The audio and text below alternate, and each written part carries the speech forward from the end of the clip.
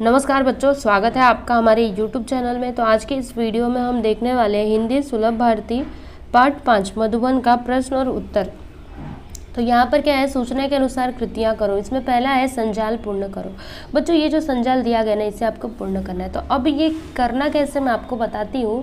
देखो यहाँ पर बीच में क्या लिखा है, राम कुमार जी के जीवन की घटनाएं। ठीक है, तो गांधी जी के असहयोग आंदोलन में भाग कब लिया था इन्होंने, तो 1921 में। मतलब इसमें आपको ना 1921 लिखना है। ठीक है, समझ लीजिएगा, मैंने यहाँ पे उत्तर साफ साफ लिखा हुआ है, लेकिन फिर भी आप लोग को समझा देती हूँ ताकि आप समझ करके इसमें लिख पाओ। तो 1925 में क्या हुआ था, तो इंटर की परीक्षा उत्तीर्ण की थी, तो इसमें आपको इस तरह से लिखना है यहाँ पर। उसके बाद 1930 में क्या हुआ था, तो कबीर का रहस्यवाद लिखा। और विवाह कब हुआ, तो 1926 में। ठीक है, इस तरह से आपको ये संजाल जो दिया गया है ना, इसे पूर्ण करना है। ठीक है, समझ गए। चलिए आगे देखेंगे। तो यहाँ पे क्या है, कारण लिखो, आपको कारण लिखना है। तो पहला क्या है कि डॉक्टर साहब का राजनीति से दूर रहने का कारण, क्यों वो राजनीति से दूर रहे, क्योंकि डॉक्टर साहब की राजनीति में कोई भी रुचि नहीं थी। ठीक है, तो ये तो पहला हो गया। अब मैं आपको दूसरा बताना चाहूँगी। तो दूसरा क्या दिया है कि डॉक्टर साहब का मध्य प्रदेश से उत्तर प्रदेश आने के लिए प्रेरित होने का कारण। अभी इसके पीछे का कारण क्या था, तो इसका उत्तर देख लो। डॉक्टर साहब को हिंदी से प्रेम था और उन दिनों नागपुर विश्वविद्यालय में हिंदी नहीं थी। उनके हिंदी प्रेम ने उन्हें मध्य प्रदेश से उत्तर प्रदेश आने के लिए प्रेरित किया। ठीक है, तो ये है इसका सही उत्तर, मतलब कारण। ठीक है, कारण पूछा था ना, तो कारण लिखना है आप लोगों को। तीसरा है कृति पूर्ण करो। ठीक है, तो यहाँ पर क्या है कि पाठ में प्रयुक्त भूतपूर्व प्रधानमंत्रियों के नाम लिखो। बच्चों ये जो पाठ है ना, इसमें जो भी भूतपूर्व प्रधानमंत्रियों के नाम यूज हुए हैं, ठीक है, मतलब जो भी यहाँ पे हैं, तो उनके नाम आपको लिखने हैं। जैसे कि नेहरू जी लिखा है मैंने, देखो, शास्त्री जी, इंदिरा जी, मोरारजी भाई। ठीक है, ये सभी कौन थे, हमारे भूतपूर्व प्रधानमंत्री थे। ठीक है, मतलब पहले प्रधानमंत्री, पहले नहीं बोल सकते, मतलब पहले के। भूतपूर्व मतलब क्या होता है, पास्ट टेंस, भूतकाल सुना है ना, तो वही। कृति पूर्ण करो, फिर से आपको कृति पूर्ण करनी है। तो क्या है, गृहस्थ जीवन में इनसे प्रेम हुआ। किससे प्रेम हुआ, तो सात्विकता और नाटक। भाषा बिंदु क्या है कि निम्न शब्दों के कृदंत तद्धित बनाओ। आपको कृदंत और तद्धित बनाना है।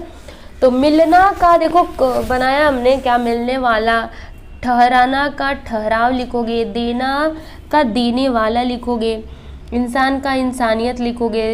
शौक का शौकीन लिखोगे। ठीक है, ये शौक है, आप सही कर लेना, शौक। इस तरह से शौक नहीं होता है, इस तरह से। ठीक है, यहाँ पे शैक है तो आप ठीक कर लेना। भाव, भावना। ठीक है, और फिर आगे देखो, कहना, कहने वाला। बैठना, बैठने वाला। घर, घरेलू। धन, धनवान।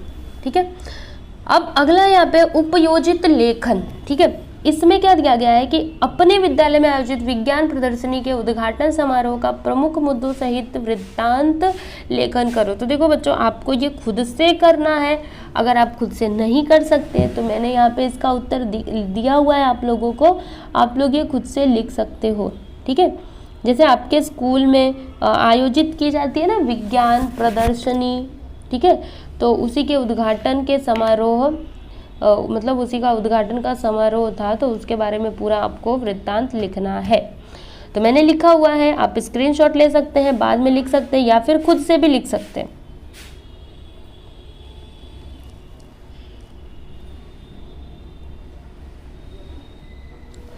फिर मैंने समझा, अच्छा इस पार्ट को पढ़ने के बाद आपने क्या समझा, आपको वो बताना है। तो इस पार्ट के माध्यम से मैंने प्रसिद्ध साहित्यकार डॉक्टर राम कुमार वर्मा के जीवन से संबंधित जानकारी प्राप्त की। उनकी काव्य रचना की प्रेरणा के बारे में जाना। साहित्य के प्रति उनके जीवन के लौकिक व पारलौकिक प्रेम तथा देश की राजनीति में उनकी रुचि आदि के बारे में विस्तार से जानकारी प्राप्त की। तो ये उसका उत्तर है। स्वयं अध्ययन, इसमें क्या दिया है कि अंतर्जाल से डॉक्टर राम कुमार वर्मा जी से संबंधित अन्य साहित्यिक जानकारियां प्राप्त करो। देखो बच्चों, आपको करना क्या है, तो इंटरनेट से ना राम कुमार वर्मा जी के संबंधित, ठीक है, जो भी उनकी साहित्यिक जानकारियां हैं उसे आपको प्राप्त करना है।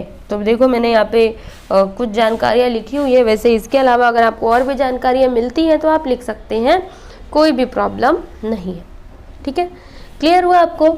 तो यहाँ पर हमने पार्ट 5 का प्रश्न और उत्तर खत्म कर लिया और मुझे ऐसा लग रहा है कि आप लोग को ये पार्ट समझ में आया होगा। ठीक है। तो चलिए बच्चों, अभी अगले वीडियो में मिलते हैं हम एक दूसरे पार्ट के प्रश्न उत्तर के साथ। तब तक के लिए नमस्कार।